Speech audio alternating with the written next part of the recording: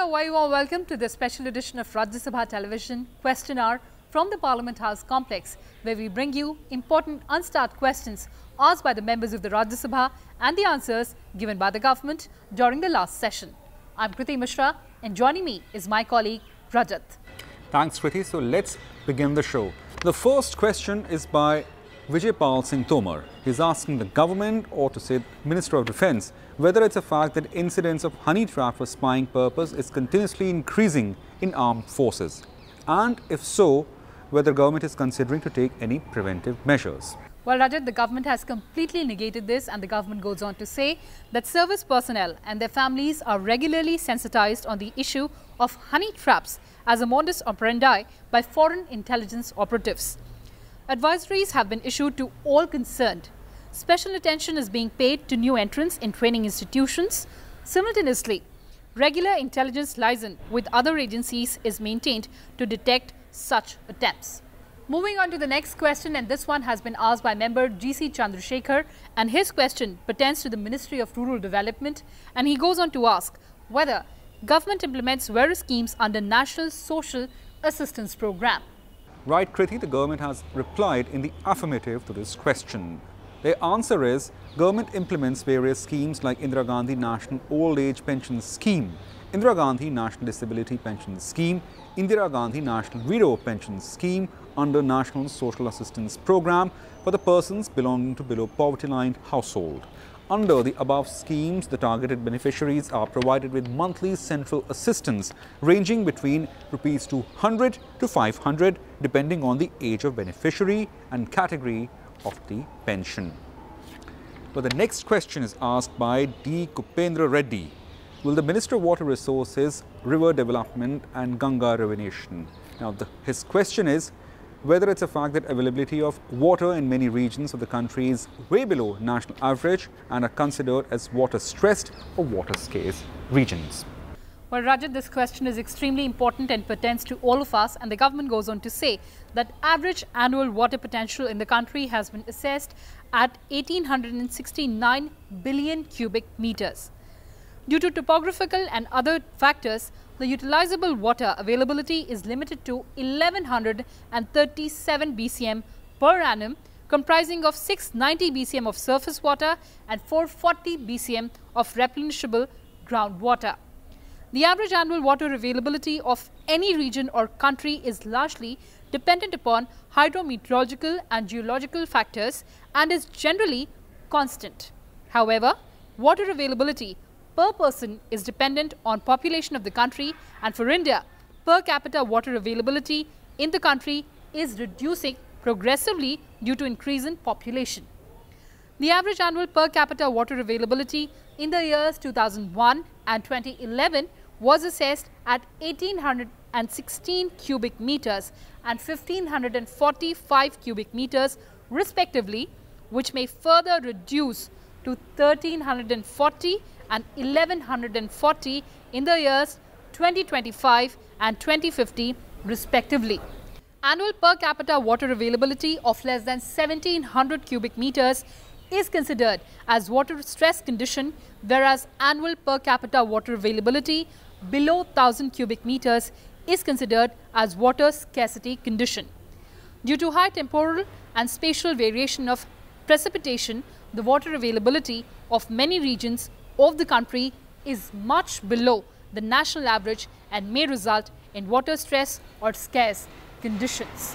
Moving on to the next question, and this one has been asked by member Ravi Prakash Verma, and his question pertains to the Ministry of Water Resources, River Development and Ganga Rejuvenation, and he asks whether, as per the recent report of Central Pollution Control Board, only 1 out of 39 locations through which Ganga flows had clean water in post-monsoon period during the year 2018. Well, the answer of the government is Central Pollution Control Board had carried out biological water quality monitoring BWQM at 41 locations along main stream of River Ganga from Haridwar Barrage, Uttarakhand to Garden Reach, West Bengal during pre-monsoon of the year April to June 2017 period, and 37 locations during post-monsoon in the period of December 2017 to March 2018. A draft report based on preliminary biomonitoring study was prepared on the basis of biological parameters using benthic macroinvertebrates as indicators organisms following biological water quality criteria. The first round of monitoring was conducted in the year 2014 and 15 to formulate standard operating procedures as well as to understand the baseline status. Depending on the findings of 2014-15, similar exercise was carried out during the year 2015 and 16 to validate the findings and classify river water quality status using biological water quality criteria developed by CPCB based on combination of internationally accepted parameters, that is saprobic score and diversity score. However, BWQC has not been notified by the government. BWQC is a qualitative criteria rather than quantitative, and making any inference in qualitative assessment requires detailed collaboration with physico-chemical quality findings, also which is quantitative parametric monitoring. So clearly an elaborate answer by the government on this very important issue of water pollution. Absolutely. Now next question is asked by Narayan Lal Pancharia, and his question is to Science and Technology Ministry. He's seeking the answer whether the government has any information regarding Indian scientists returning to India, whether there has been an increase and decrease in number of Indian scientists who are returning to work in India. Well, good tidings here as well for the country, because many scientists are returning back to India because of various schemes and programs unveiled by the government. And the government goes on to say that Indian origin scientists returned to India has increased to 649 in number in the year 2012 to 17 as compared to 243 in the period 2007 to 2012. The increase of number of Indian scientists returning to India is primarily due to proactive schemes and programs instituted by the Government of India.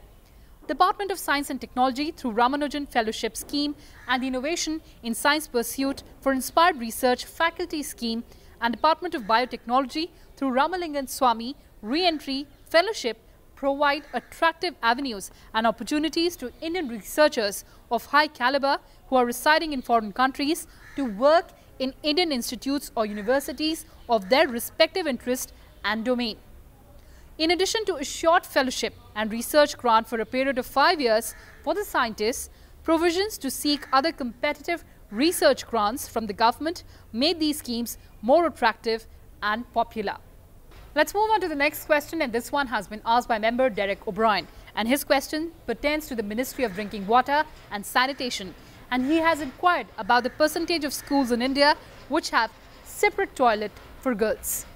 Well, the answer of the government is, according to Unified District Information System for Education 2016-17, maintained by Department of School Education Literacy, 98.07% of government schools in the country have separate girls' toilet and 96.54% have functional girls' toilet. Now, that's fairly encouraging data, I would say. The next question is asked by Kanta Kardam to Ministry of Youth Affairs and Sports. She's asking whether there is a shortage of national and international level women umpires and referees in various fields of sports in the country. Interesting, isn't it? Absolutely, Rajat, and as you said, that last data was fairly encouraging. This one is fairly interesting. So the government goes on to say that umpiring and refereeing is part of technical conduct of sporting events in different sports disciplines. The national level sports federations which govern their respective sports disciplines are mandated and are responsible for technical aspects of sports disciplines, including development or arrangement of technical officials such as umpires and referees. The government does not have any direct involvement on technical aspects of sports, and hence this information is not maintained in the ministry. However, at present, the ministry has no evidence that would suggest that shortage of sports schools and sponsors for women games are the main causes for the shortage of women coaches or trainees. The schemes being implemented by the ministry and other bodies under its aegis are gender neutral and equally applicable to both men and women sportspersons. However, under the Khelo India scheme implemented by the ministry, there is a dedicated vertical of sports for women, wherein emphasis is laid on such sports disciplines where there is less participation of women, so that more number of women will participate in such activities.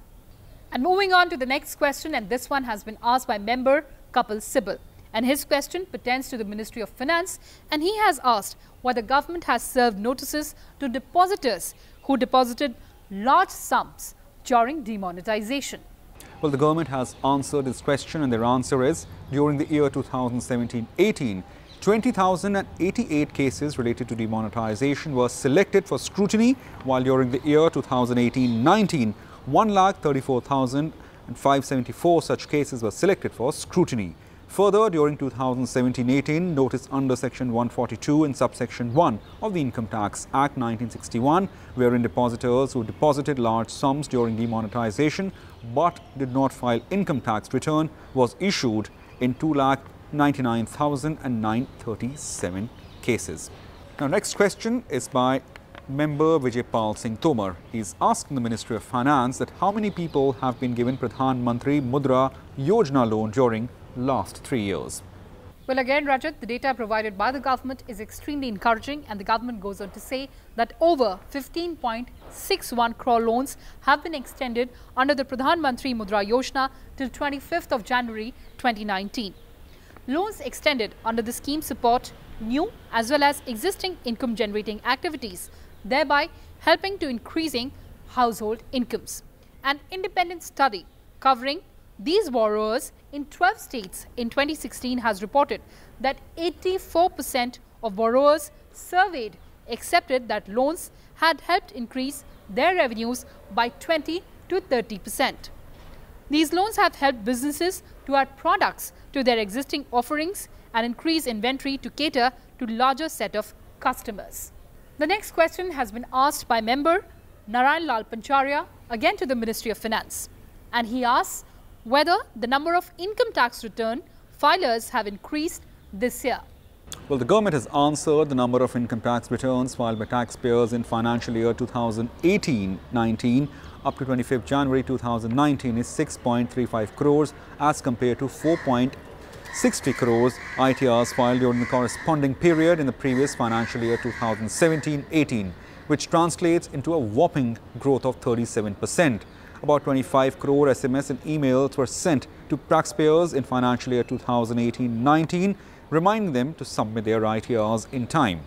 In addition, advertisements were also placed in newspapers for timely submission of ITRs. A provision for levying of fees up to 10,000 for late filing ITRs have also been introduced with effect from financial year 2017-18 to discourage late filing of returns. So it's a big jump in the filing of ITRs.